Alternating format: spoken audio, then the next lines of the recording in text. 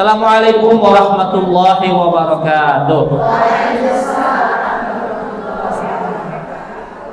Alhamdulillah Rabbil Alamin. Alhamdulillahilladzi arsala rasulahu bil huda wa dinil haq liyudhhirahu 'ala ad-dini kullihi wa kafa billahi shahida.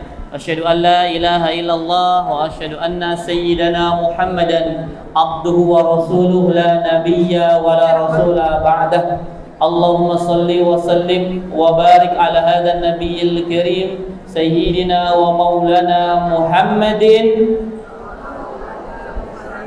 wa ala alihi wa ashabihi ajma'in. Faqala Allah Ta'ala fi kitabihil karim, a'udzu billahi samil 'alim minasyaitonir rajim.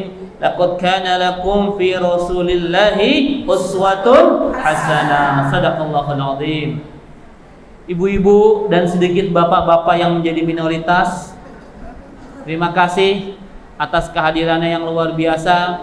Ini datang bukan karena saya pastinya, tapi karena kita ingin memuliakan baginda Nabi besar Muhammad sallallahu alaihi wasallam, yang kalau dibilang orang paling berjasa di muka bumi ini, mungkin kita menyebut masing-masing orang tua saya Ustadz, bapak, ibu, ayah, bunda, abi, umi. Tapi ada yang lebih berjasa dibanding kedua orang tua kita. Siapa beliau? Beliaulah baginda Nabi besar Muhammad sallallahu alaihi wasallam, yang karena beliaulah kita bisa selamat dunia akhirat, yang karena beliaulah hadir ke dunia ini kita semua insya Allah bisa masuk surga. Amin. Yang mau ke surga unjuk tangannya.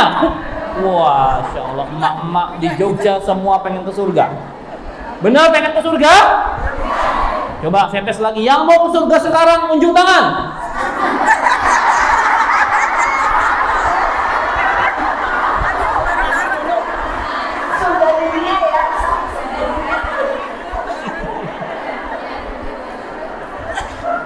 Kenapa, Bu?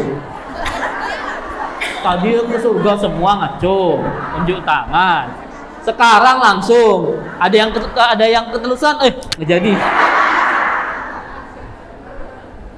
Mati dong Ustadz. Loh iya. Mau ke surga ya mati dulu. Ya Ustadz, kalau aku mati dan suamiku kawin lagi Ustadz. Biarin ya Bu ya. Sudah ridho Bu. Nggak apa-apa. Alhamdulillah.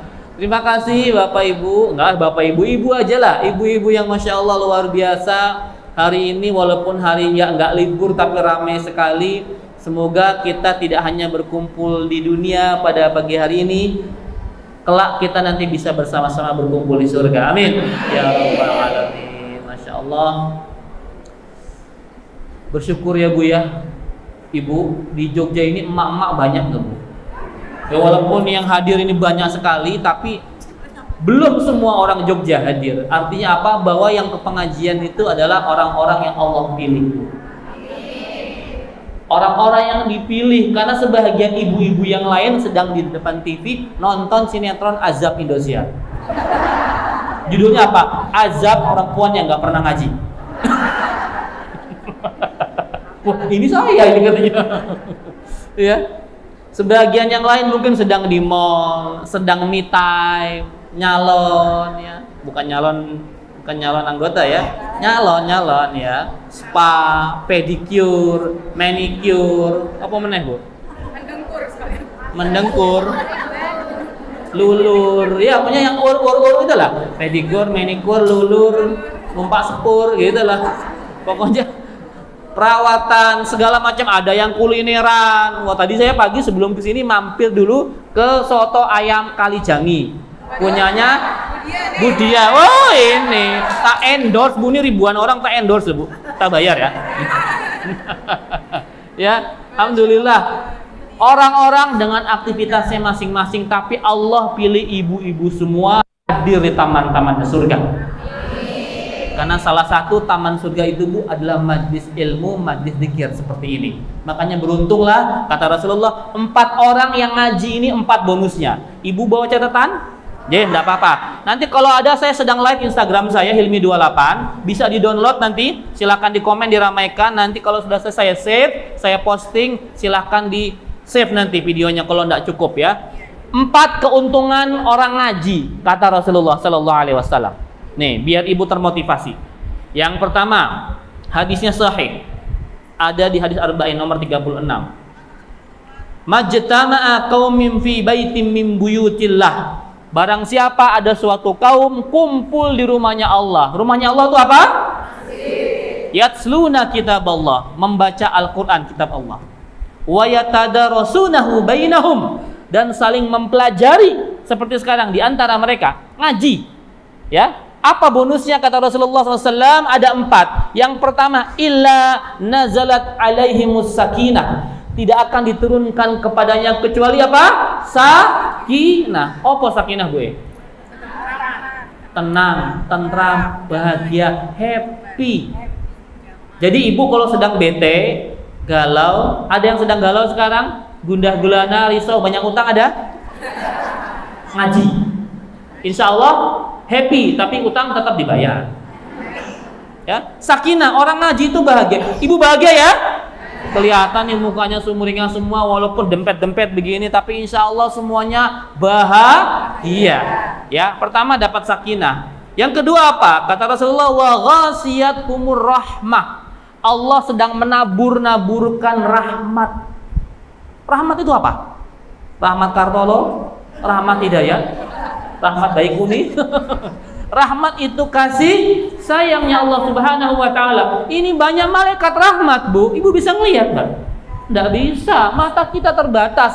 Di sekeliling kita ini banyak malaikat rahmat, mencurah-curahkan rahmat, kasih sayangnya untuk kita. Cuman kita enggak bisa ngelihat. Yang ketiga bonusnya apa? Wa haffathumul malaikah, dan para malaikat menaungkan sayapnya. Ini ada malaikat dengan bersayap besar menaungkan, melindungi seluruh jamaah Masjid Syuhada ini supaya aman, Bu. Kira-kira ini saya tanya, ibu di rumah diem, ada nggak kemungkinan celaka di rumah? Ada. Misalnya, bukan ibu yang menyebabkan, orang lain yang menyebabkan. Bisa di rumah nggak tiba-tiba pesawat jatuh nimpa rumah ibu? Bisa? Ibu tinggal di Kulon Progo sono, dekat bandara, tiba-tiba lagi saatnya nonton TV, pluk, jatuh pesawat. Bisa? Lagi diam-diam enak-enak, tiba-tiba meteor jatuh. Bisa? Bisa. Kalau cuman kotoran burung yang enggak apa-apa lah, Bu ya. Kalau pesawat yang jatuh itu yang repot. Karena banyak orang tinggal di bandara itu ketimpa pesawat, dia nggak terbang, Bu, tapi dia ketimpa pesawat. Nah, insya Allah pagi hari ini malaikat sedang menaungi kita, Bu. Jadi kalau ada pesawat jatuh nggak akan ke Syuhada. Amin. Ya, sedang dilindungi kita. Itu 3 ya bonusnya ya. Apa yang keempat? Ini yang paling keren. Ya. Wa dzakarahumullahu fiman indah. Dan Allah menyebut-nyebut kita, membangga-banggakan kita. Di hadapan siapa? Bukan di hadapan manusia, tapi di hadapan makhluk-makhluk mulia yang ada di sisi Allah Subhanahu wa taala. Siapa? Para malaikat. Ibu disebut sambutan sama si Sultan, senang dah, Bu? Yang terhormat Ibu Diah, pemilik soto Kalijangi. Si Sultan nyebut, ibu bahagia enggak, Bu? Senang, Bu? Senang, Bu, bahagia. Itu baru Sultan yang nyebut. Ini yang nyiptain Sultan yang nyebut. Allah Subhanahu wa taala sedang membangga-banggakan kita semua. Wahai para malaikatku, saksikan ini hamba-hambaku nih. Jamaah Majlis Taklim Al-Hijrah, Jamaah Majlis Taklim apa, Bu? Nisa apa? Hah? Nisa apa? Anissa. Ya wes Anissa, gitu ya. Jamaah semua Majlis Taklim yang hadir di sini, aku ridho kepada mereka, aku sayang kepada mereka, masukkan mereka semua ke dalam surgaku. Amin. Ya Rabbal Alamin. Tuh, 4 bonus ngaji. Ada banyak bonus ngaji. Apalagi kata Rasul, man salaka tariqan yaltamisu fihi ilman sahhalallahu lahu bihi tariqan ilal jannah. Kata Rasul, barang siapa meringankan langkahnya datang ke sebuah majlis ilmu seperti ini, maka Allah ringankan langkahnya menuju surga. Bu, di sini siapa yang paling jauh, Bu? Saya. Di mana? Saya paling jauh. Mau ngadu jauh sama saya di Bogor? Ayo, ada yang mau? Maksudnya apa? Makin jauh langkah kita, makin jauh jarak yang kita tempuh ke sebuah majlis ilmu, maka makin dekat kita ke surga. Amin. Makanya kalau ngaji jalan kaki. Tuh, hadisnya kan man salaka tariqan. Oh, iya. Kalau Ustaz, lah aku naik motor Ustaz, numpak motor Ustaz, nanti ban motornya masuk surga. Nggak ada ya Bu ya. Pokoknya semakin jauh ke pengajian, semakin besar pengorbanannya, semakin besar pahalanya. Ya, itu baru sedikit keuntungan orang-orang mengaji. Nanti kita akan bahas lagi. Hari ini kita akan bicara tentang tema yang Masya Allah, Muhammad inspirasi. Oh, kok temanya panjang bener ya? Muhammad inspirasi cahaya abadi apa begitulah. Rasulullah SAW tadi beliau Pak Ketua Takmir menyebutkan. Nah, di sini panitia enggak menyediakan door prize ya? Enggak ada ya, udah enggak apa-apa. Tadi Nabi kita lahir tahun berapa?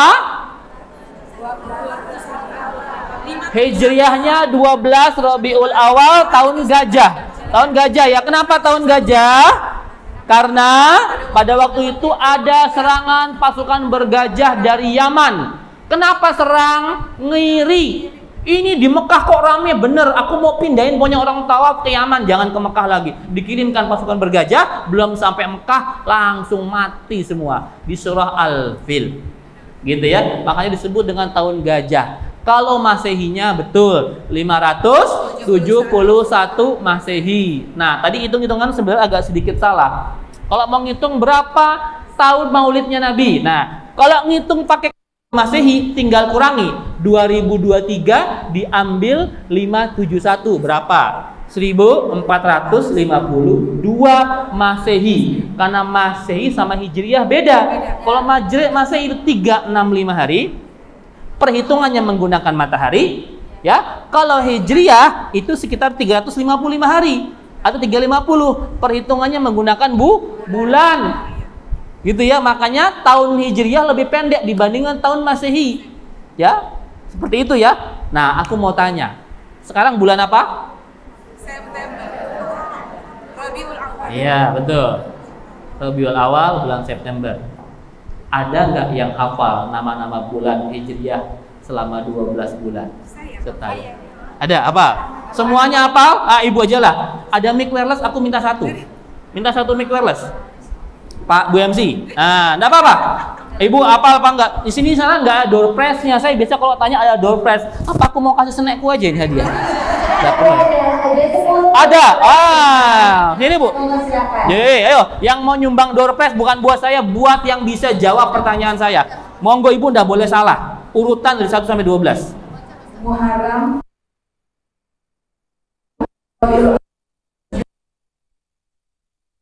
Sama aja ya. Rajabun, Sya'ban, Ramadanun, Syawalun, Dzulqa'dah, Dzulhijjah. Masya Allah, takbir. Masya Allah, monggo Ibu, hadiahnya ini toples kayaknya nih. Enggak tahu lah apa. Oh, voucher. Ini satu-satu dulu. Matur suwun Ibu, afwan barakallahu fiik. Masya Allah, seneng aku Bu nih. Ada nih Bu, tiket umroh Bu.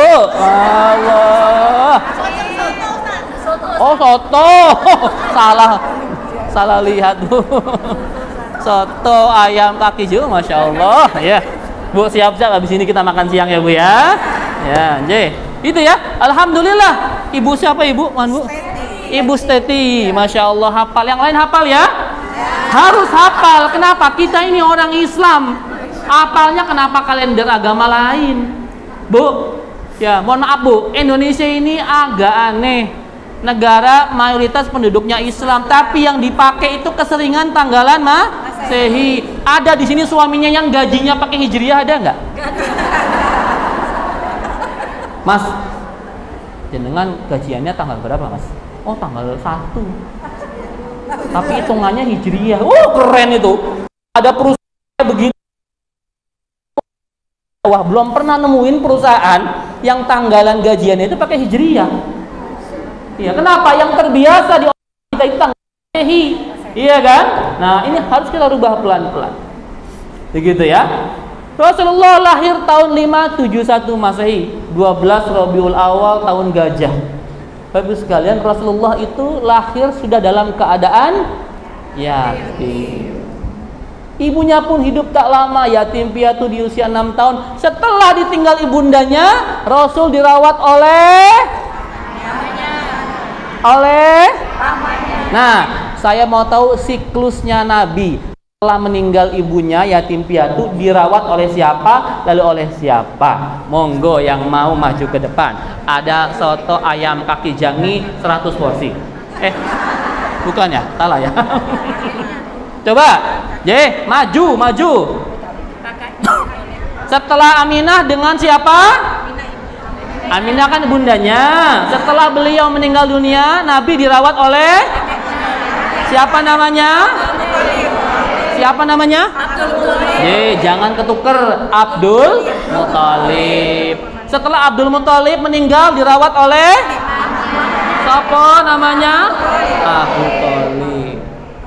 Abu Thalib, saya tanya, meninggalnya sudah Islam apa belum? Ini satu hal yang membuat Nabi Abu Thalib walaupun tidak menjadi seorang muslim, tapi selama hidupnya beliau membentengi dakwahnya Nabi. Yang ngapa-ngapain Muhammad berurusan denganku. Abu Thalib itu tokoh di Quraisy, Bu. Namun ketika meninggal dunia, beliau tidak sempat mengucapkan syahadat. Talqin, pamanku, Rasul menyebutnya Abi. Ini yang ditafsirkan beberapa orang, bapaknya Nabi masuk neraka. Yang dimaksud bukan Abdullah, tapi adalah Abu Thalib. Pamanku, ucapkanlah satu kalimat ini, asyhadu an la ilaha illallah wa asyhadu anna Muhammadar Rasulullah. Satu kalimat ini yang bisa menjadi hujahku nanti di hadapan Allah untuk membelamu, pamanku. Ditalkin terus gua pakai syahadat, tapi keluh lidahnya Abu Thalib. Keluh lidah beliau sehingga beliau meninggal dalam keadaan kafir. Membuat Nabi menangis. Sedih Nabi. Orang yang sangat melindungi beliau meninggal dalam keadaan kafir.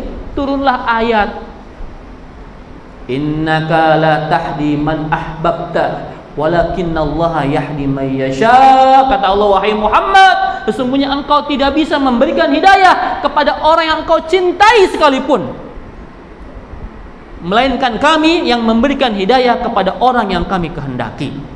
Selevel Rasulullah tidak bisa mengislamkan pamannya. Jadi ibu sekarang kalau ada seorang ustadz punya anak ahli maksiat, anak ustadz kok begitu? Lihat, memang gak apa-apa, Bu. Nabi aja paman yang kafir. Ada lagi nabinya, seorang nabi anaknya kafir, anaknya kafir. Siapa? Nabi Nuh alaihissalam. Ada suaminya Nabi, istrinya ingkar. Siapa? Nabi siapa? Nabi Lut. Satu lagi Nabi siapa? Ayub. Tuh, Bu. Ada lagi, Bu, suaminya ngaku Tuhan, istrinya solehah. Siapa? Siapa nama istrinya? Jangan ketukar ya. Bukan Asia, bukan Asia. Beda sama Asia, beda ya. Artinya apa?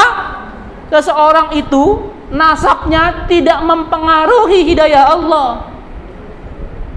Enggak harus bapaknya yai, bapaknya ulama, anaknya ulama juga. Kalau ada, alhamdulillah. Kalau enggak, ya bukan karena salah bapaknya. Gitu ya. Rasulullah saja memberikan hidayah kepada pamannya, apalagi seorang orang ustadz biasa, kiai biasa. Gitu ya, Bu ya. Sedih Rasulullah peninggal pamannya dalam keadaan kafir. Rasulullah umur 12 tahun sudah mulai jadi seorang pedagang. Saya tanya, anak kita 12 tahun ngapain, Bu? Ini ya. Anak kita 12 tahun main Mobile Legends, mabar ya, main PUBG segala macam. Rasulullah sudah jadi profesional, pengusaha. Makanya ketika Rasulullah muda, kaya apa miskin beliau? Kaya apa miskin? Muhammad karena belum diangkat jadi Rasul ya. Muhammad muda itu kaya raya. Suatu ketika ada seorang konglomeratwati. Kalau laki-laki konglomerat, kalau perempuan apa? Konglomeratwati. Ya, gitu aja. Namanya Khadijah binti Khuwailid. Beliau menitipkan barang-barang dagangan. Ya Muhammad, dagangkan barang-barangku, silahkan ambil keuntungan, yang penting laku deh gitu ya. Dibawa ke Yaman, dibawa ke Syam Bu, Jordan, Palestina, Lebanon, dibawa keliling Syam, pulang ke Mekah untung berlipat-lipat. Khadijah suka laki-laki ini walaupun muda ya, ganteng, amanah, jujur, dapat dipercaya. Akhirnya dia punya khadimah ya, semacam ART namanya Maisarah. Maisarah, tanyain dong itu Muhammad jomblo apa enggak? Beneran nih, bener. Akhirnya panggil, ya Muhammad, ini bos kita ini konglomerat Khadijah nanya, bersediakah engkau menjadi imamnya beliau? Mikir, akhirnya beliau diskusi dengan paman-pamannya bersama Hamzah dan Abu Thalib, beliau melamar Khadijah. Artinya apa hikmahnya Bu? Boleh nggak perempuan mengajukan diri? Boleh nggak? Boleh. Catatannya laki-lakinya istimewa Bu, soleh, baik akhlaknya ya, orangnya misalkan di sini hafal Quran segala macam, pokoknya orang yang keren laki-laki itu, yang bisa dirasa bertanggung jawab. Ibu tawarkan, Mas, imam masjid Syuhada ya? Iya. Suaranya mantap Mas, hafalannya keren. Aku Mas punya cah wedok, perempuan single, gadis perawan, ting-ting, cantik, mau ndak jadi mantuku? Boleh ndak? Boleh. Karena kalau ada orang yang baik agamanya, baik akhlaknya, di tag dulu, di booking dulu. Ya kalau nggak diambil orang nih. Gitu ya Bu ya? Mau punya mantu soleh? Mau punya mantu kayak saya? Oh jangan. Sudah ada yang punya. Sudah. Ya banyak yang kayak saya Bu, banyak ya. Gitu ya Bu ya. Jadi boleh perempuan menawarkan diri, bukan murahan. Ingat ya, bukan menawarkan murahan, enggak. Tapi lewat mediator menawarkan. Kenapa? Karena ini yang spesial nih cowok ini. Gitu ya. Khadijah menerima, terjadilah pernikahan. Tak mau tanya ini. Maharnya Rasulullah Muhammad ya, belum Rasul ya. Maharnya Muhammad kepada Khadijah berapa? Berapa Ibu?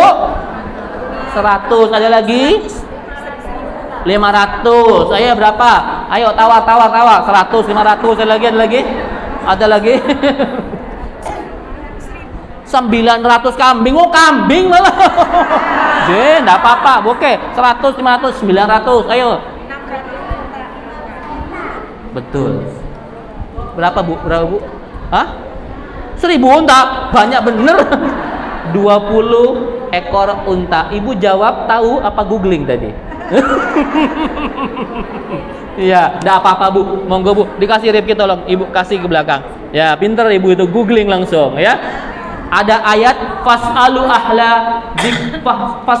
ahla Google sekarang. In kuntum la ta'lamun. Ya. Kalau engkau enggak ngerti, tanya Mbah Google. Gitu. Cerdas Ibu itu ya. Google. Ya, itu jangan ayat bukan ya, itu bercanda ya Bu ya. Artinya apa? Bahwa Rasulullah itu memberikan 20 ekor unta terbaik. Unta terbaik itu betina, warnanya merah. Harganya itu antara 50 sampai 100 juta sekarang. Satu ekor unta. 100 juta kali 20 berapa Bu? 2 miliar. Mas kawin Muhammad muda kepada Khadijah berapa? 2 miliar. Kalau cowok Jogja maharnya 2 miliar. Ada yang mau kawin? Banyak ya, alhamdulillah. Tapi 2 miliar ada perempuan, Mas, pokoknya kalau nggak 2 miliar aku nggak mau. Waduh, nggak boleh gitu ya. Kata Rasulullah SAW, sebaik-baik mahar adalah yang mudah dan murah. Tapi hadis ini jangan asal menggunakan hadis. Hati-hati. Ini banyak cowok jomblo sekarang pakai hadis ini tuh. Dek, kata Rasul tuh mudahkan, murahkan. Sunnah ini dek. Oh, suka memanipulasi hadis. Kalau mudah murah Rasul nggak mungkin ngasih 20 ekor unta betina. Artinya apa? Kalau Anda mau menikah, kerja keras dulu. Kalau dapat duit banyak, kasih mahar terbaik buat calon istri. Kalau dapat banyak, Kalau mentok usahanya, namanya baru merintis ya Bu ya, tidak semudah itu Ferguson. Usaha nggak mungkin langsung maju. Mentok susah, ngumpulin 2 miliar kapan ngumpulinnya? Nggak kawin malah berzina, mendingan yang perempuan ngalah. Sudah Mas, buat sekarang mudahkan saja, murahkan, nanti kalau sudah menikah kita usaha bareng-bareng. So sweet. Begitu. Ya, sekarang anak muda langsung, Dek, mudahkan, Dek, murahkan, belum kerja udah begitu ngomongnya. Nggak ya? Tetap usaha ikhtiar yang keras, berikan mahar terbaik untuk pasangan Anda. Kalau bisa maharnya yang bernilai uang, yang ada nilainya. Sekarang orang Indonesia ini Masya Allah ya, perempuannya tuh qanaah semua. Masya Allah, maharnya apa coba? Seperangkat alat. Yuk, ini kebetulan emak-emak semua pasti tahu harga nih. Seperangkat alat sholat, mahar, isinya biasanya apa satu? Mau kena berapa harga mau kena? Rata-rata, jangan murah banget, jangan mahal banget. Berapa? Hah? 500, 300, berapa nih? 200, dah 300 bungkus. 300 lah, ini tengah-tengah, ini kan ada yang bilang gope, ada yang segala macam 100, 200, 300 bungkus. Hitung ya Bu, 300. Habis mau kenapa? Sajadah. Berapa sajadah? 100, oke, 400 ya. Tambah mushaf Quran. Cepet dapat? Bungkus 500. Tasbih goceng itu. Nih. Ya 20.000 mahal dikit ya. Ya, yang bagus ya. Tadi 500 tambah 20.000, 520. Apalagi dibungkus parcel. Ya 20.000 juga lah. Tali pita 10.000 udah 30, 550.000 mahar seorang laki-laki buat calon istrinya. Untungnya orang Indonesia qanaah perempuannya. Saya suka kasihan Bu, itu kalau maharkan itu jadi hak perempuan sepenuhnya ya. Ya, hak perempuan sepenuhnya. Kenapa? Karena laki-laki itu hak warisnya 2 kali perempuan. Ternyata yang separuh perempuan itu dari mahar suaminya, maka suaminya harus ngasih yang bernilai. Kalau seperangkat alat sholat saja itu bingung kalau mau dijual. Dijual mau kena second, bekas mahar, nggak ada yang mau beli Bu. Gratis juga nggak ada yang nyentuh. Dijual tasbih second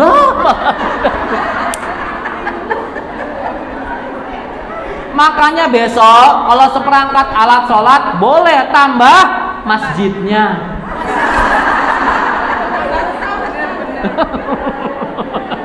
Ya ada perhiasannya apa yang bisa dinilai dengan uang ya. Mahar itu adalah hak sepenuhnya perempuan, hak istri. Tidak boleh, itu bukan harta bersama. Kalau suami banyak nih awal-awal menikah prihatin, merintis usaha, Dek, boleh nggak Mas pinjem maharmu? Pinjem itu uangnya istri.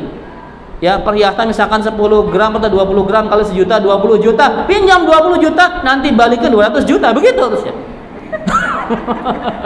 Gitu ya. Rasulullah itu kaya raya, maharnya 2 miliar. Ya, menikah selama 25 tahun lebih dengan Khadijah. Saya tanya, nah ini banyak yang salah artikan. Rasulullah SAW itu monogami apa poligami? Mono apa poli? Poli apa mono? Coba, poli apa mono? Mono apa poli? Monopoli aja lah ya. Main kita monopoli sekarang. Rasulullah dua-duanya monopoli, monogami ya, poligami ya. Tapi kalau kita baca sirah Nabawiyah, siapa perempuan, siapa istri yang paling Rasul cintai?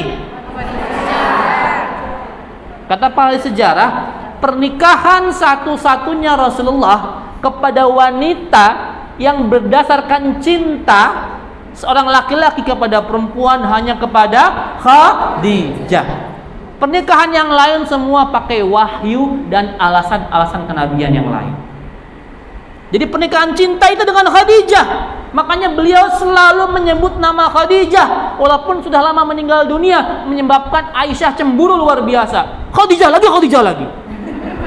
Kami dianggap apa ya Rasulullah? Kan dia sudah meninggal. Kami ini istri-istrimu. Tapi tetap Rasulullah tidak akan pernah bisa melupakan love at the first sight. My first love. Cinta pertamaku Khadijah itu nggak akan pernah terlupakan. Itu pernikahan sejati Rasulullah SAW. Selama menikah dengan Khadijah, beliau nikah lagi enggak? Nikah lagi enggak? Enggak, sampai Khadijah meninggal dunia. Ya, jadi sunnahnya begitu memang. Satu menikah dulu, lalu yang kedua ini kadang-kadang saya suka ngomelin, kamu nikah, oh sunnah Rasul Ustaz segala macam gini. Membungkus syahwat dengan nama sunnah Rasul itu juga nggak boleh. Ya, kalau mau nyunah ikut beneran Rasulullah. Menikah dengan yang kedua, istri keduanya itu ndak muda, ndak seksi, ndak. Istri keduanya Rasulullah Sallallahu Alaihi Wasallam seorang janda perang Badar, usianya 65. Saudah.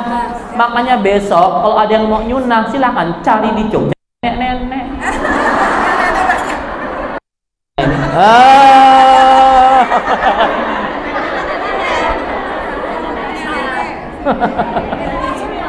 Rasul nikah yang kedua ndak pakai syahwat, wes nenek-nenek gitu kan. Ya, tapi Saudah pun senang, Bu. Minimal aku punya status jadi istrinya Rasulullah. Makanya beliau selalu membagi jatah malamnya kepada yang lebih muda-muda, tahu diri, Bu. Ya Rasulullah, wes aku udah kuat ya Rasulullah. Ya, silakan kamu enggak apa-apa. Yang penting statusku itu istri Rasulullah. Gitu. Pernikahan yang lain karena wahyu. Aisyah karena wahyu. Ya, ada lagi pernikahan untuk membuat sebuah hukum dalam agama, menyatukan dua kabilah, segala macam, Bu. Tidak dilandasi syahwat semata. Itu Rasulullah sampai 9 istrinya. Ya, jadi kalau ada orang-orang yang benci sama Islam, oh Rasulmu tuh tukang kawin, wih, out agampar kamu. Ya. Hati-hati ngomongnya. Rasul itu menikah cinta cuma sekali, sisanya itu atas wahyu perintah Allah Subhanahu wa Ta'ala. Gitu ya, Bu ya. Masya Allah. Setelah meninggal Khadijah, Ibu pernah dengar kisah Rasulullah ketika Khadijah meninggal, Bu? Wah, ini agak melo, Bu ya. Tapi aku nggak mau nangis lah hari ini lagi. Ya. Khadijah itu konglomeratwati ya, Bu ya. Orang kaya raya.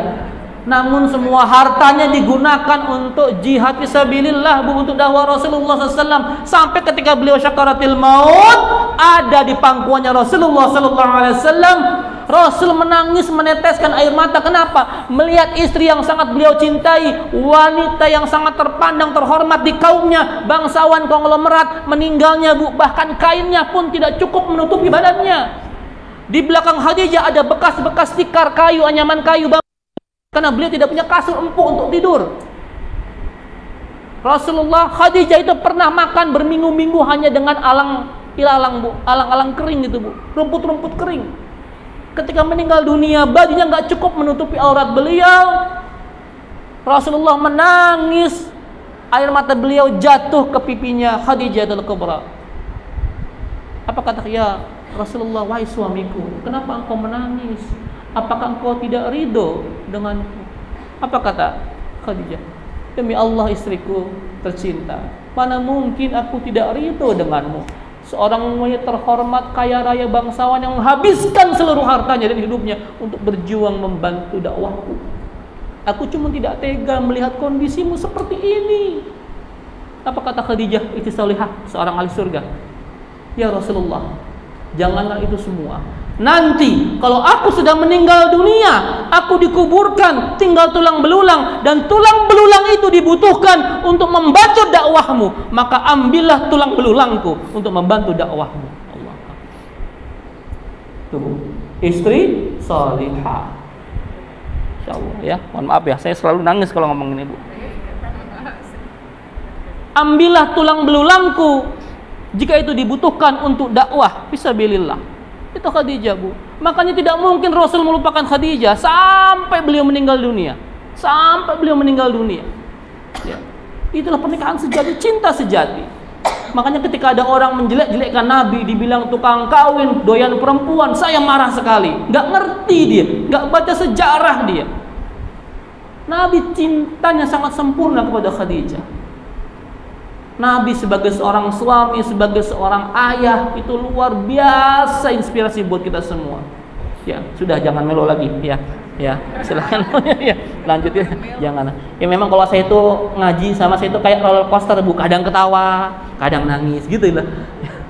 Bu, Rasulullah itu laqad kana lakum fi Rasulillahi uswatun hasanah. Contoh terbaik dalam semua aspek kehidupan. Rasulullah suami terbaik, Bu. Kalau ibu mau contoh suami terbaik, bilang, Mas, baca sirah nabawiyah, bawa sejarah Rasul, baca sejarah Rasul, bagaimana Rasul memperlakukan istri-istri beliau dengan amat sangat istimewa. Sampai kata Rasul, khairukum li ahlihi wa ana khairukum li ahli. Sebaik-baik laki-laki, sebaik-baik kalian manusia adalah yang paling baik sama keluarganya, sama istrinya, dan aku yang paling baik kepada keluarga dan istriku. Rasulullah SAW. Masya Allah. Rasul romantis enggak, Bu? Romantis enggak? Suami ibu romantis enggak? Kadang-kadang kalau ada maunya. Rasulullah Masya Allah, Bu, romantisnya luar biasa. Dengan Khadijah tidak banyak yang meriwayatkan, dengan Aisyah banyak sekali. Ya, ketika sudah ke Madinah, itu banyak yang meriwayatkan keromantisan beliau dengan Aisyah radhiyallahu anha. Apa diantaranya? Rasulullah SAW tidak pernah memanggil istrinya dengan namanya. Ya. Selalu dipanggil dengan julukannya yang istimewa, panggilan kesayangan. Apa, Bu, panggilannya? Humairah. Artinya yang pipinya kemerah. Ustaz, ada jamaah bapak-bapak tanya, biniku, istriku tuh ndak merah pipi, ireng, hitam, Ustaz. Namanya apa dong? Ganti Hajar Aswad.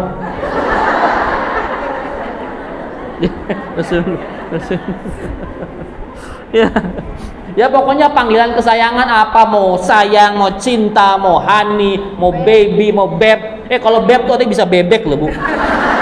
Jangan terlalu GR. Beb. Ai itu bukan ayam. Bebek itu, Bu. Ya, pokoknya panggilan apapun kalau bisa jangan panggilan namanya. Istri saya namanya Dinda. Ya, Dinda istri nama. Dinda beneran, bukan namanya Dinda. Ya. Nggak mungkin saya panggil Din, itu seperti panggil Pak Udin. Satpam saya di sekolah namanya Pak Udin. Kalau saya panggil Din, itu yang satpam juga ikut. Nah, akhirnya saya selalu panggil saya selalu sayang atau Hani. Sampai 16 tahun lebih pernikahan kami, saya selalu memanggil istri saya dengan Hani atau cinta. Karena disebut namanya nggak akan nyaut nih. Dinda siapa? Oh, Hani. Begitu ya, Bu ya. Jadi begitu ya. Artinya Rasulullah romantis, Masya Allah. Apalagi, Bu, Rasulullah setiap pulang dari taklim pengajian subuh-subuh, itu beliau selalu disuguhkan teh manis, air manis lah ya. Ya, seperti ini kita teh manis, Bu ya. Ya, bismillahirrahmanirrahim. Manis, benar, alhamdulillah. Rasul selalu disuguhi teh manis, selalu diminum sama Rasulullah SAW, dan disisakan sebagian untuk Aisyah radhiyallahu anha. Aisyah pun meminumnya di bibir yang sama dengan Rasulullah. So sweet. Di bibir yang sama. Suatu ketika Rasulullah SAW pulang pengajian subuh-subuh, dibuatkanlah air teh manis seperti ini, air manis ya. Tapi Aisyah mungkin sedang galau, sedang gimana, salah masukin. Yang dimasukin bukan gula tapi garam. Rasulullah SAW ketika minum, gelap, diam saja, datar muka beliau, tidak ada ekspresi apa-apa. Rasulullah orang saleh, Masya Allah. Dihabiskan gelap sampai habis. Aisyah itu kan paling bungsu, paling muda, suka ngambek ngelihat suamiku ini. Nggak kayak biasanya disisakan sedikit, kok dihabisin semua. Kamu ngaji, Rasulullah kok dihabisin, bagi habis dah. Kok gitu sih Rasulullah? Dengan rajuk diambil gelasnya, dibawa ke dapur. Seenak apa sih teh manis ini? Sampai habis. Dicolek lah sama Aisyah dikit. Baik, ya Allah, ini kan teh asin. Bukan teh manis ya Rasulullah, kenapa ndak bilang dari tadi, malah dihabisin. Sambil menangis Aisyah, apa kata Rasulullah SAW? Istriku tercinta, laki-laki sejati itu kalau ada yang manis, yang enak, yang nikmat, dia bagi sama istrinya. Kalau ada yang asin, yang pahit, yang gak enak, itu dia telan sendiri. Begitu Bu. So sweet ya Bu ya. Kasih tahu tuh suami Bu di rumah. Ini kebalik kadang-kadang, dapat duit banyak bawa keluar, istrinya tinggal sisa. Jangan begitu. Kalau yang nikmat-nikmat dibagi bareng istri. Kalau yang gak enak telan sendiri. Itu laki-laki sejati Bu. Rasulullah SAW, suami yang masya Allah romantis, selalu menggenggam tangan Aisyah radhiyallahu anha. Suatu saat Bu, pernah Rasulullah itu nonton bareng, nobar. Oh Bu, nobar itu sunnah Rasul Bu. Zaman dulu nggak ada bioskop, ya, nonton pertunjukannya tombak Bilal bin Rabah dan teman-teman dari Habasyah. Nonton tuh Bu, nonton gini Bu. Rasul di sini, Aisyah di sini, kepala beliau di pundaknya Rasulullah. Satu kali pertunjukan, kata Rasulullah, manggilnya kan Humairah atau Aisyah. Ya Aisyah, lanjut terus ya Rasulullah. Bilal terus muter lagi, gitu ya, tombak gitu ya. Aisyah sudah terus ya Rasulullah, terus Bu, sampai berkali-kali pertunjukan yang sama. Kata Rasulullah, Aisyah nggak bosen? Apa kata Aisyah? Ya Rasulullah, jujur dari pertama tadi aku sudah bosen. Terus ya aku cuma betah aja duduk bersandar di pundakmu. Begitu Bu. Sesuai dia Bu ya. Pernah begitu Ibu? Tidak pernah ya, kasihan. Tuh Bu, Rasulullah tuh romantis. Maka jangan bilang oh romantis tuh punyanya orang pacaran Ustaz. Bohong. Orang pacaran romantis itu haram. Genggam tangan haram Bu, belum jadi miliknya ya. Ibu mah kebalik, dulu pacaran romantis, pas sudah nggak pernah gandengan tangan. Ibu kalau ke mall gandengan nggak sama bapak? Ibu di mana, bapak di mana? Oh, genggam Bu. Kalau saya emang genggam Bu, kemana-mana ke mall Bu, tak genggam tangan istriku Bu, erat-erat Bu. Bahaya kalau dilepas Bu.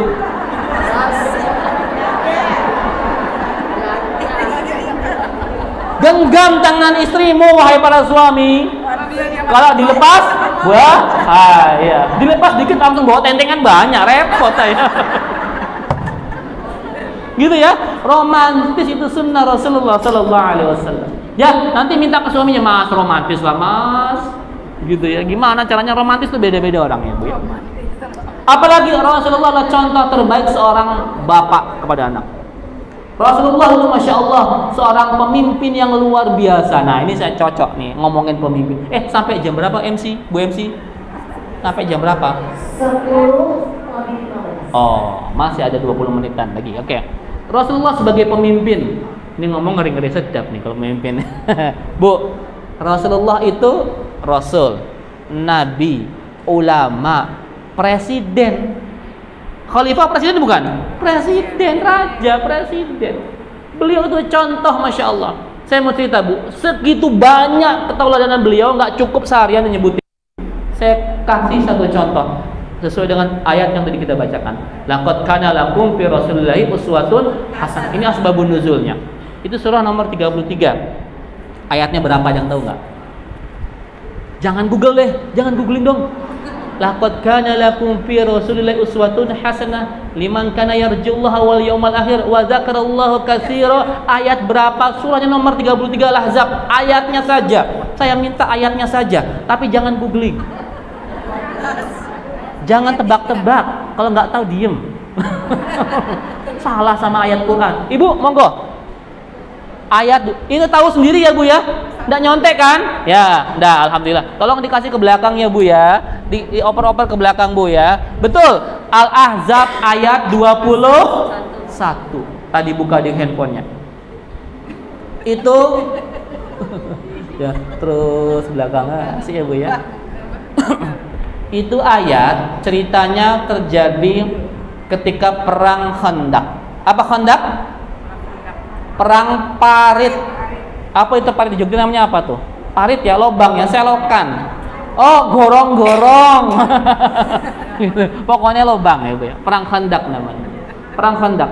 Itu terjadi setelah satu perang Badar. 313 lawan 1009 orang. Menang siapa?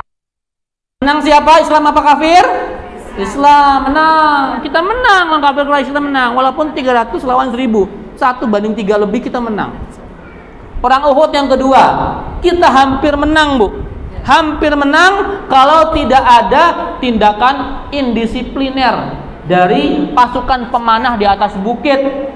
Sudah menang, pasukan pemanah ngelihat, wow, menang di bawah. Kalau menang artinya dapat gonimah, harta rampasan perang. Wah, kalau kami di atas, nanti kami tidak kebagian dong gonimahnya. Udahlah, udah menang ini kita, yuk turun, turun. Dilihat sama panglima perang hebat waktu itu, belum masuk Islam, namanya Khalid bin Walid. Belum masuk Islam, masih kafir Quraisy. Wah, ini peluang kita untuk memukul balik Muhammad dan pasukannya. Naik beliau ke atas sama pasukannya, gantian umat Islam yang sedang berebut gonimah dipanah dari atas. Kocar kacir, Rasulullah giginya tanggal, pelipisnya berdarah. Bahkan dianggap Rasul Muhammad sudah mati. Itu Bu. Sudah menang, tergiur oleh harta, meninggalkan posnya, meninggalkan perintah Rasulullah, akhirnya kacau, kocar kacir. Ya. Uhud kita ya menang bisa, kalah bisa, tapi orang menyebut kita kalah. Tindakan disiplinnya. Yang ketiga, orang kafir Quraisy itu belum puas Bu, karena Muhammad belum meninggal dunia, belum mati gitu loh. Akhirnya mereka bersepakat mengumpulkan pasukan terbesar waktu itu, 10.000 orang kafir Quraisy, 10.000 ditambah orang Yahudi, 2.000 orang, 2.000 orang Yahudi ya, dan 10.000 orang Quraisy gabung 12.000 untuk menyerang Madinah. Allahu Akbar. 12.000 jamaah penduduk Madinah waktu itu Bu, cuma 3.000 orang. Itu pun laki, perempuan sama anak kecil. Rasul rapat. Wahai sahabatku, kita akan kedatangan nih 12.000 orang nih, nggak kaleng-kaleng nih, nggak main-main ini. Gimana caranya? Ya Rasulullah, kita lawan aja Rasulullah. Dulu di Badar kita menang kok, katanya. Malaikat akan menolong kita. Pertolongan Allah itu harus kita ikhtiarkan dulu. Nggak bisa kita seperti itu langsung tawakal, kita nggak bisa. Ikhtiar dulu baru tawakal. Jangan. Ya Rasulullah, gimana kalau kita buat perang kota, bertahan? Enggak, orang Ansor enggak suka bertahan. Oh, enggak, gentle tuh, cemen. Ada sahabat namanya Salman Al-Farisi. Ya Rasulullah, Haji izin pendapat. Ada apa Salman? Di kampungku Persia itu kalau ada pasukan besar akan menyerang, ada dua alternatifnya. Yang pertama membangun benteng yang tinggi, yang kedua menggali lubang. Kalau bangun benteng tidak keburu, karena beberapa hari lagi akan tibalah itu pasukan kafir Quraisy, nggak kejar kita. Yang paling mungkin kita gali lubang. Akhirnya disepakatilah kita menggali lubang. Alhamdulillah bagian barat, timur dan selatan utara, selatan Madinah itu bagian konturnya berbukit-bukit Bu. Bukit-bukit tinggi, jadi sekalian benteng. Dan di atasnya ada kebun kurma orang Yahudi. Pagarnya tinggi-tinggi juga. Barat, timur, selatan. Nah, yang bolong itu bagian utara kota Madinah. Diputuskan menggali bagian utara kota Madinah sepanjang berapa meter? 5 kilometer. Menggali di saat bulan Ramadan. Madinah sedang paceklik. Nggak ada bahan makanan, sahurnya seteguk air dan sebutir kurma. Kurmanya mana? Ya. Itu pun kurmanya tidak digigit. Kenapa? Takut cepat habis, satu kurma gelek selesai. Tapi diemut-emut. Biar awet kayak permen gitu ya. Itu sahurnya, modal sahurnya seteguk air sama sebutir kurma. Langsung buat gali lubang, gali parit. Ibu, tanah di Saudi, tanah di Madinah sama tanah di Jogja beda enggak? Beda Bu, di sana itu kering keras batu. Lagi puasa, tengah terik, suhu mungkin 40 sampai 50 derajat Celcius, lagi panas-panas begitu, menggali lubang.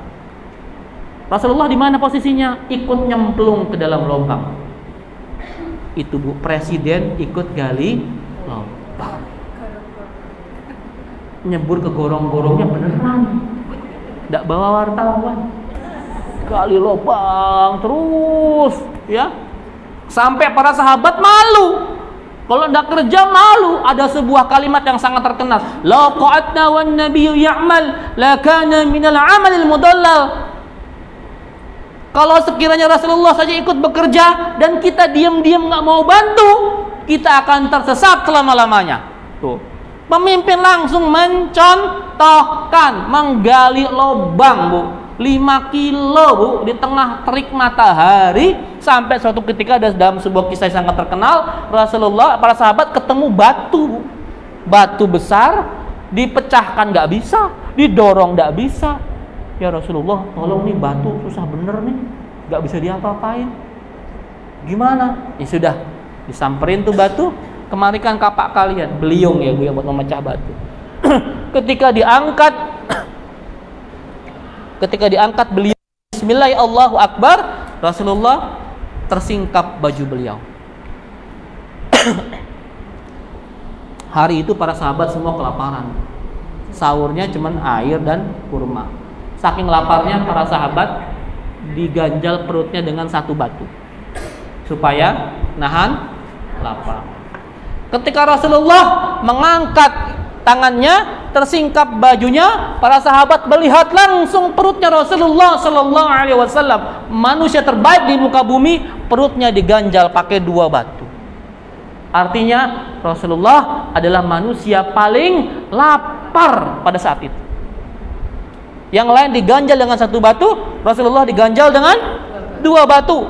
Rasul sangat lapar. Para sahabat menunduk, menangis, tidak kuat melihat kenyataan pemimpin mereka diganjal dengan 2 batu perutnya. Maka sahabat Jabir bin Abdullah langsung pulang ke rumah, menyamper istrinya, "Istriku, kita punya makanan apa? Aku tidak tega melihat Rasulullah sebegitu laparnya." Apa kata istri beliau, Jabir? "Suamiku, kita di rumah ini nggak punya apa-apa juga, cuman segenggam tepung gandum dan seekor anak kambing kecil yang kurus."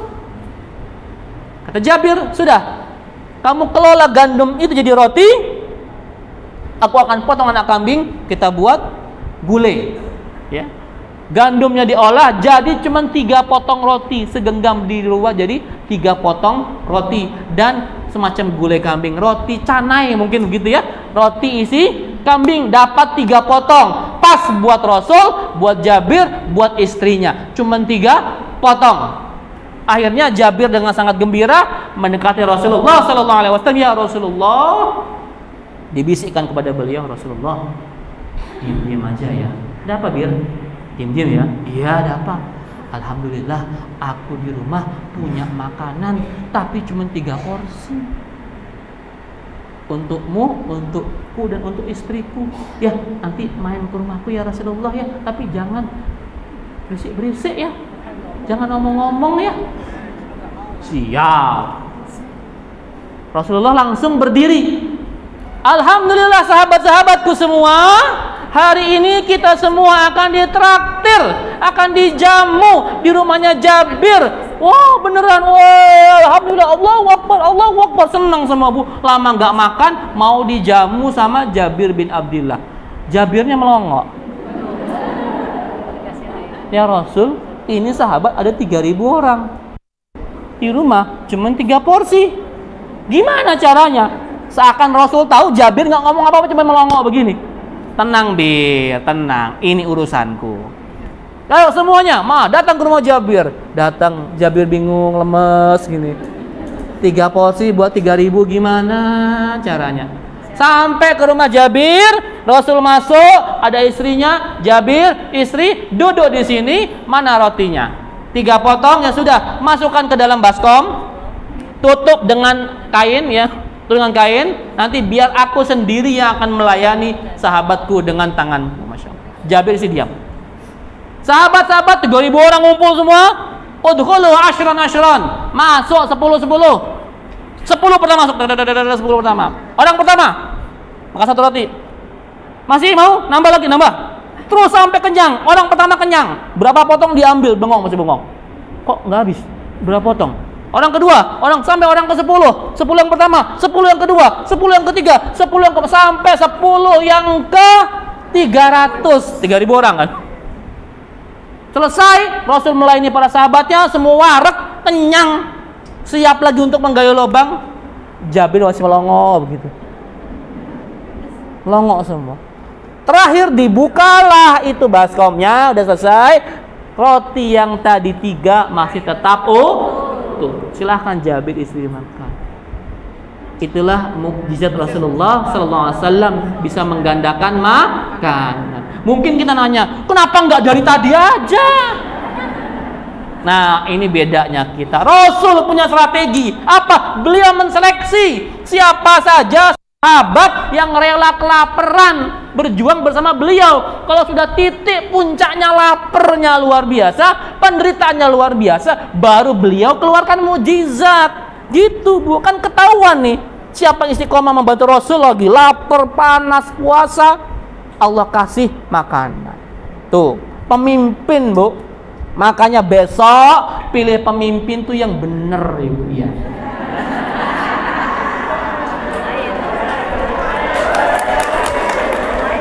Aku ndak nyebut nama, ndak nyebut partai, ndak, pokoknya sing bener. Ciri-ciri pemimpin 2 dalam Islam.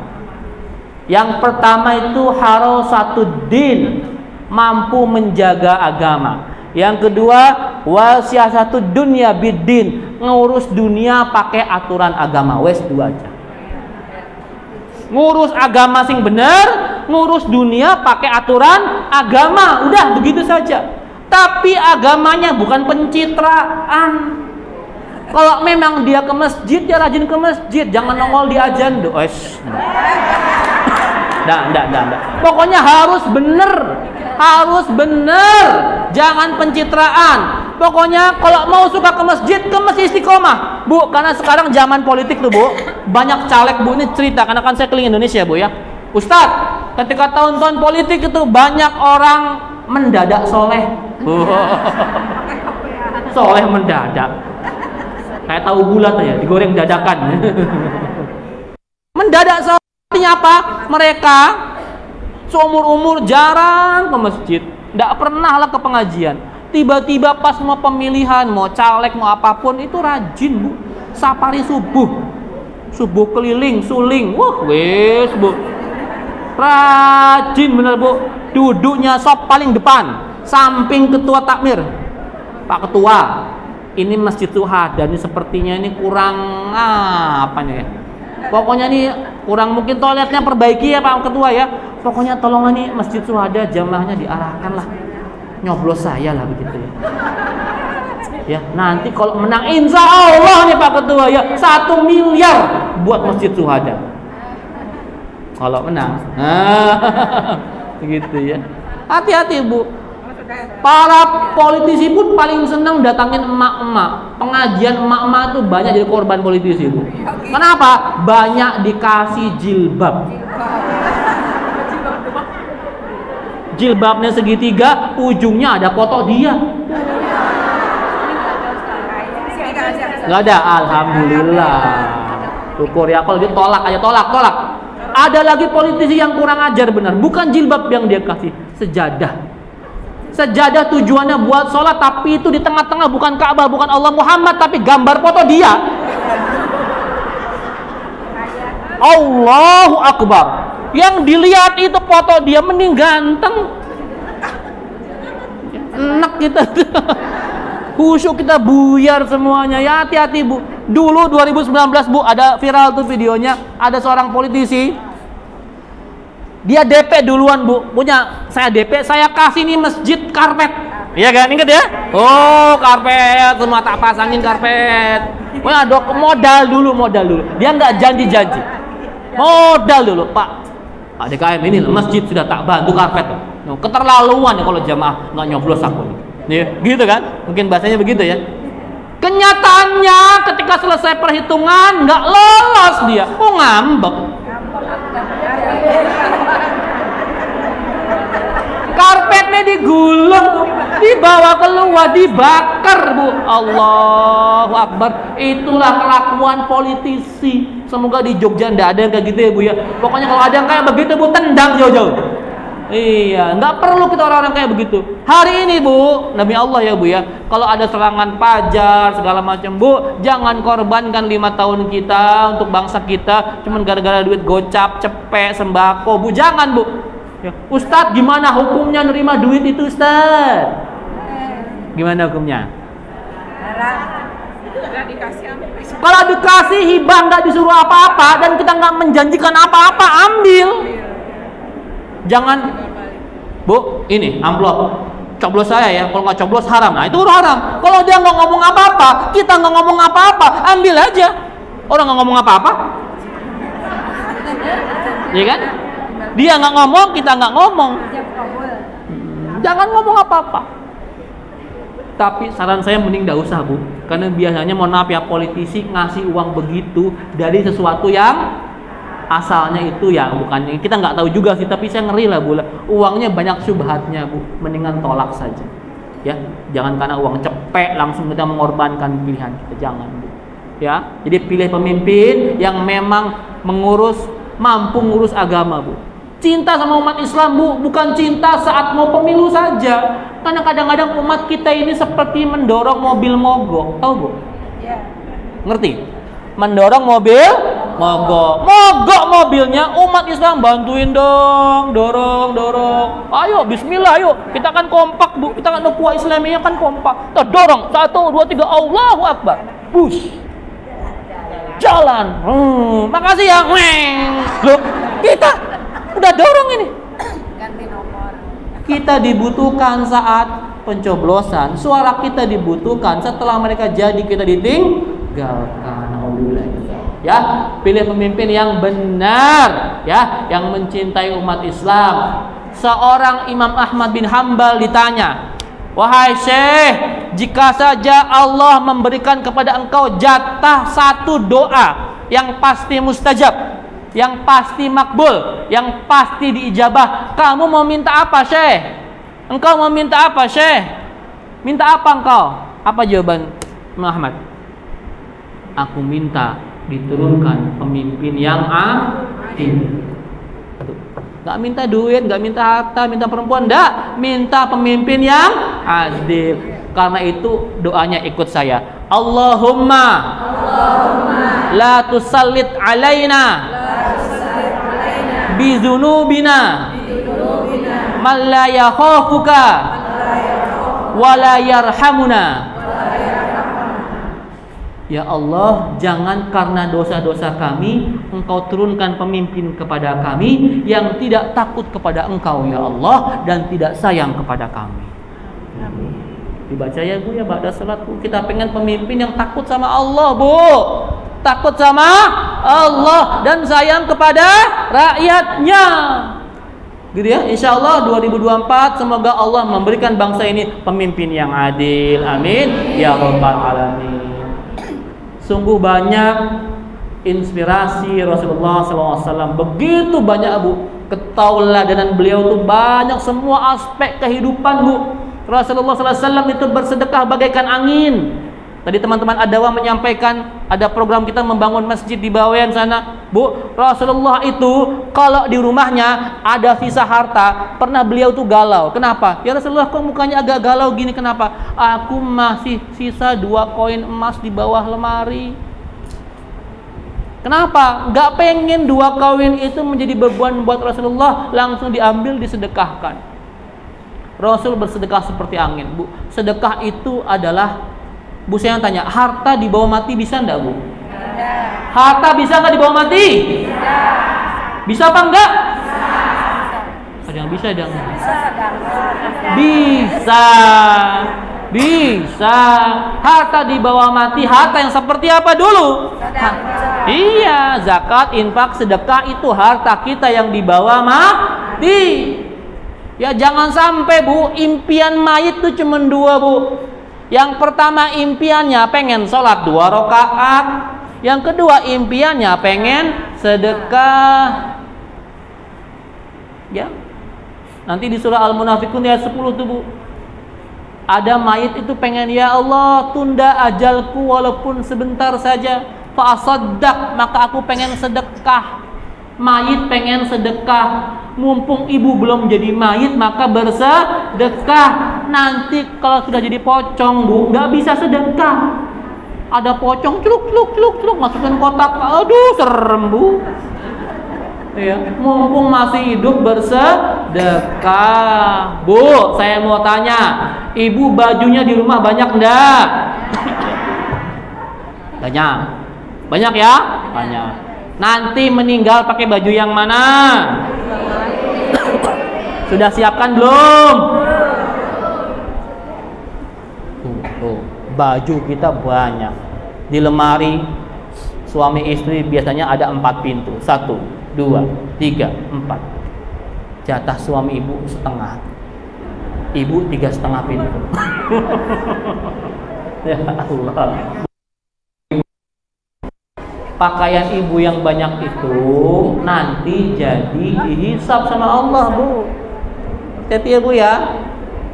Pakaian ibu warnanya putih, belum ibu siapkan sekarang. Ibu punya batik, punya kembang-kembang polkadot, enggak ada, Bu, pocong kembang-kembang. Pocong polkadot. Ustaz, saya pengen matinya trending, saya mau pakai batik, Ustaz. Kain kapan batik? Ya, Bu ya. Mobil di rumah banyak. Nanti ke kuburan pakai apa? Pakai apa?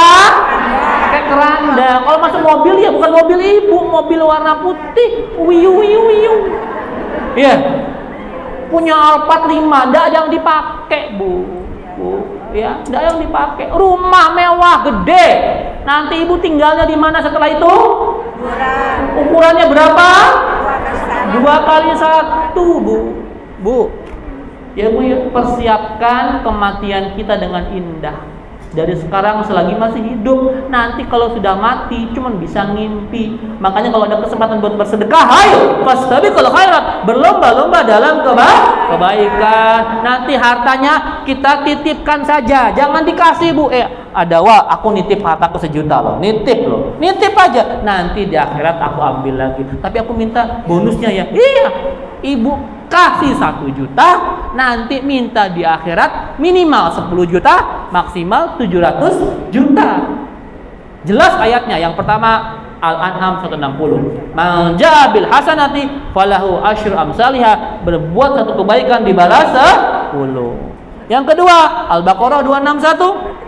Masalul ladina yunfikuna amwalahum fi sabilillah kamasali habbatin ambatat sab'a sanabila fi kulli sumbulatin mi'atu habbah. Perumpamaan orang berinfak jalan Allah itu seperti 1 biji tumbuh 7 tangkai, setiap tangkai tumbuh 100 biji. 1 kali 7 kali 100, 700. Ibu kasih 1 juta dapat 700 juta. Insya Allah. Baik, sudah 10.15, kata Bu MC selesai. Nanti setelah ini kita ada sesi tanya jawab. Atau mungkin nanti teman-teman dari Adawa bisa maju sebentar dulu sebelum tanya jawab. Monggo dipersilakan. Yang penting jangan kemana-mana dulu, karena belum foto-foto sama saya.